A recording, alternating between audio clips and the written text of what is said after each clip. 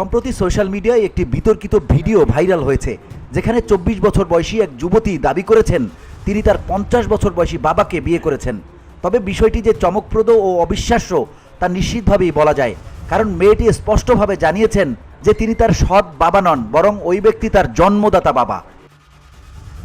अरे ये मेरे पापा हैं और अभी हम दुनिया को ये हमने दिखा दिया कि हाँ हम शादी करके खुश हैं। कोई भी हमारे सपोर्ट में नहीं था। अच्छा। हाँ, कोई भी सपोर्ट में नहीं था, पर अब हमने शादी कर ली है। अब বাবা মেয়ের বিয়ে করার ভিডিওটি সম্প্রতি তার এক্স হ্যান্ডেলে পোস্ট করেছেন সমাজবাদী পার্টির নেতা জয় সিংহ যাদব। ইতোমধ্যে ভিডিওটি দেখেছেন 5 লক্ষের বেশি মানুষ। সমানে ভিডিওটি শেয়ার হচ্ছে সমাজ মাধ্যমে। বেশিরভাগ নেটাগরিক বলছেন বাবা মেয়ের সম্পর্ককে অপমান করার দায়ে গ্রেপ্তার করা উচিত মেয়েকে। ভিডিওটিতে দেখা যাচ্ছে পরনে লাল শাড়ি, গলায় মঙ্গলসূত্র, কপালে সিঁদুর পরে এক মধ্যবয়স্কের পাশে দাঁড়িয়ে রয়েছেন। তাকে বলতে শোনা যায় উনি আমার বাবা, তবে এখন থেকে পৃথিবীকে বলতে চাই যে আমরা বিবাহিত।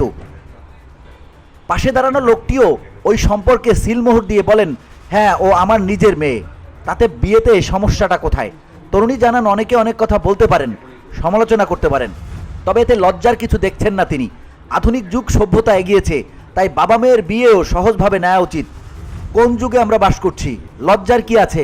তিনি এও বলেন, অনেক দিন ধরে বাবাকে ভালোবাসি আমি, অনেক দিন ধরে ওকে পছন্দ করতাম, সম্প্রতি দুজনেই ঠিক করলাম আমরা স্বামী স্ত্রী হব। VOD Bangla news desk.